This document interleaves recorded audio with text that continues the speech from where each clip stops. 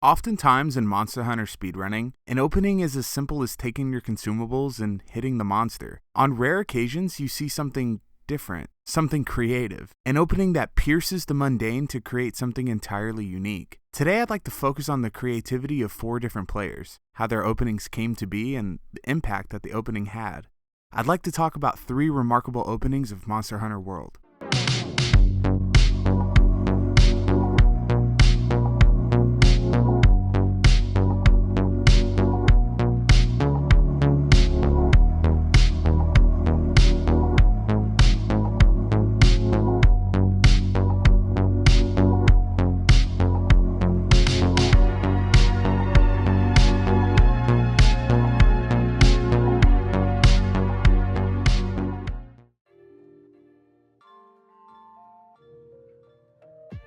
Early bow runs for the Elder Dragon Kushala show the speedrunners focusing on the head of Kushala, utilizing Evasion Mantle and Affinity Booster like this Phemeto speedrun for the Sapphire Star Guidance posted February 26th, or this February 23rd run from Weiss Gaming. Sometime in late February to early March, Kiraniko, the Monster Hunter informational website, released the hit zone data for Kushala, revealing that Kushala takes more damage on the tail rather than the head. And all at once, both speedrunners flocked to this new discovery, like this March 4th speedrun from Phemeto, this April 19th non-TA run done by SSH, and this TA run done by Faye, published May 5th. Bow users began pushing the kill time of Kushala lower and lower, nearing the 1 minute mark, but sub 1 hadn't been achieved yet. May 19th, 2018, SSH would be the first one to do it.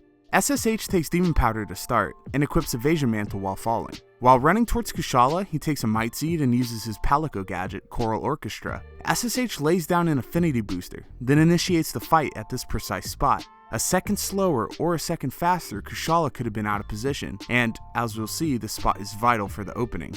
SSH slides to the right, anticipating Kushala to fall shortly, which he does. This gives him a head start on reaching Kushala's tail, which we know takes more damage than the head. Kushala falls directly on top of a Paratoad. It's here we realize this precise opening was for a specific purpose: to abuse that toad. On the tail, SSH uses the most efficient bow combo available, spacing his attacks perfectly to simultaneously trigger the Paratoad and not be hit by it. Kushala throws out a roar, which SSH dodges, gets back on the head to cause another topple. Kushala falls, and without skipping a beat, SSH is back on the tail, exploiting that weak spot and doing optimal damage. The fight concludes shortly after this. This was an optimal, creative strategy done by SSH. And at the time of this recording, the world record still stands.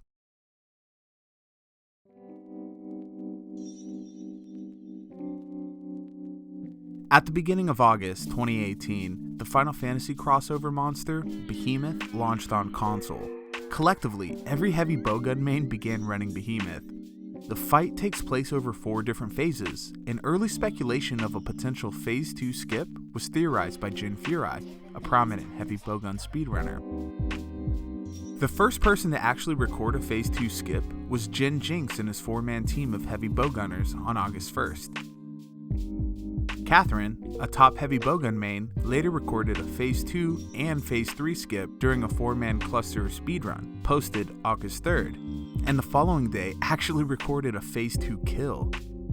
While almost every heavy bowgun main was working on their solo runs or their 4-man runs, 2 runners were working together. Jin Furai, a heavy bowgun main who had been making a name for himself with lightning-fast runs on Kirin and Near Gigante, and Phemeto, a ranged weapon user who began posting Monster Hunter speedruns during the beta and has remained consistently one of the best players in Monster Hunter World. These 2 top-level players decided to team up and tackle Behemoth together. They released a Day 1 duo that sees both players using cluster bombs. The strategy they used is malleable and unfocused. It's clear the strat was in its infancy, and both players relied on game knowledge and skill to put up a respectable 7-minute, 29-second clear time, but they weren't done yet.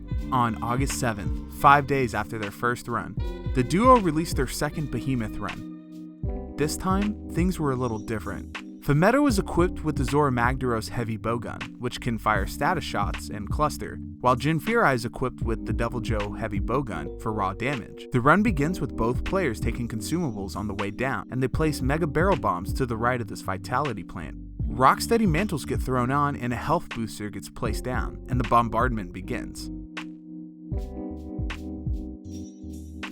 After the second reload, the duo splits. Phemeto drops the first rocks, while Jin works his way to the second rocks. Volleys of cluster bombs continue. Behemoth spins and detonates the bombs that the duo had placed earlier, and Phemeto drops the second rocks, and then puts Behemoth to sleep. Bombs go down from both players. Phemeto wakes up Behemoth with a wyvern shot, while Jin Fury perfectly times the cluster volleys to hit Behemoth after the wake up. This allows the team to get the most optimal damage out of a wake up. Sticky shots go next, causing a KO, and more clusters rain down. Finally, parashots go into Behemoth, continuing the lockdown. Behemoth leaves Phase 1, skips Phase 2 and goes straight into Phase 3. This opening sets Jin and Phemeto up to achieve the world's first sub-6 minute Behemoth duo, clocking in at 5 minutes and 49 seconds, which to my knowledge still stands as the world record. Rarely we see a duo on an optional quest in Monster Hunter World. It seems so often that it's either solo or a 4-man with no in between. To me, this run shows that there's a lot left in Monster Hunter World undiscovered. 2-man specific strats have yet to be formulated for the majority of the roster, and the creativity that Phemeto and Jin showed by achieving a Phase 2 skip with only 2 players serves to prove my point even further.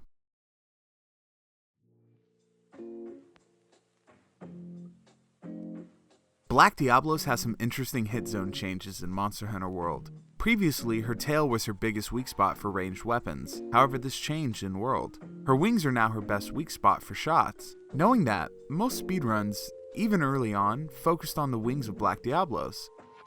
Generally speaking, we saw bow runs at first, and then cluster heavy bowguns, pushing the kill time further and further down, close to the sub 1 minute range. But the person to take it over the edge was a longtime heavy bowgun main, Katherine. Katherine began posting speedrun videos to YouTube in 2015 and has speedruns from Monster Hunter 4 all the way to World. On May 28th, Katherine demolished every previously recorded Black Diablos record with this lightning fast heavy bowgun run. Katherine takes a demon powder at the start, a mega demon drug, and then tosses on evasion mantle. Katherine equips Wyvern Heart here, places an affinity booster, takes a might pill, and then rolls the roar. All of those steps are spaced perfectly, allowing Katherine to take all of the consumables and get set up before the roar happens. A shock trap goes down and Katherine unloads the Wyvern Heart clip into the Black Diablos' wing. Another shock trap goes down, followed by 2 trank bombs, closing out the fight in a remarkable 58 seconds. It's rare that an opening is actually the entire speedrun, but here Katherine shows us how it's done. When I watch the speedrun, I can't help but think of Bill Duke in the original Predator movie, you know, the scene where he's firing the minigun into the jungle. At the time of this recording, Katherine's record still stands, at least according to my research, and the strategy has even been used by Gameconomist in his own Black Diablo speedrun. Katherine figured out the most optimal way to take down Black Diablos by being creative and trying new things. In my research, I've learned that creativity and optimization are 2 halves of a whole. The most innovative and unique approaches to speedrunning often becomes the meta. I hope players continue to innovate, be inspired, and push speedrunning further. I hope that I've documented these openings in a fair and objective way, a way that does justice to the hard work that these players put into their respective runs. And remember, creativity is contagious. Pass it on. Thank you so much for watching, and a special thank you to all these amazing runners showcased in this video.